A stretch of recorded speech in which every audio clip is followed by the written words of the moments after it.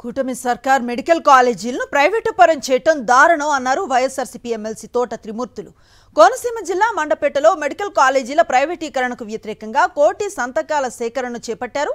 చంద్రబాబు కుట్రలను ప్రజలకు వివరించారు. పేదలకు వైద్య విద్యను దూరం చేస్తున్నారని మండిపడ్డారు. వెంటనే పీపీపీ విధానాన్ని కూటమి సర్కార్ ఉపసంహరించుకోవాలని డిమాండ్ చేశారు. లేని పక్షంలో వైఎస్ఆర్సీపీ తరపున పెద్ద ఎత్తున పోరాటం చేస్తామని హెచ్చరించారు తోట త్రిమూర్తులు. ఈ రాష్ట్రంలో పేదవాడికి విద్య వైద్యం అందివ్వటం ప్రభుత్వం బాధ్యత అనేటువంటి ఉద్దేశంతో ఆయన చేసినటువంటి ఆలోచనకి ఈ ప్రభుత్వం తూట్లు పొడిచి వీళ్ళు ప్రైవేట్ వ్యక్తులకి వీటిని కట్టబెట్టాలనేటువంటి దాన్ని వ్యతిరేకిస్తూ జగన్మోహన్ రెడ్డి గారు తీసుకున్నటువంటి దానికి మద్దతుగా మేమందరం ఈ కోటి సంతకాల ఉద్యమం జరిపిస్తున్నాం. మెడికల్ కాలేజీల ప్రైవేటీకరణకు వ్యతిరేకంగా చేపట్టిన కోటి సంతకాల సేకరణకు టీడీపీ నేతలు కూడా మద్దతు ఇస్తున్నారని శ్రీ సత్యసాయి జిల్లా వైఎస్ఆర్సీపీ అధ్యక్షురాలు ఉషా శ్రీచరణ్ చెప్పారు.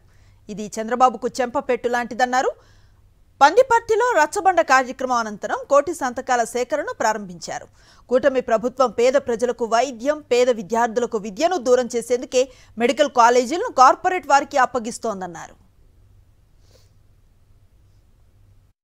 ఈ యొక్క పెనుగొండలోని మెడికల్ హాస్పిటల్ని ప్రైవేటీకరణ మనం చేయకుండా కేవలం గవర్నమెంట్ అండర్ కంట్రోల్కి రావాలని ప్రజలందరూ కూడా స్వచ్ఛందంగా వస్తున్నారు.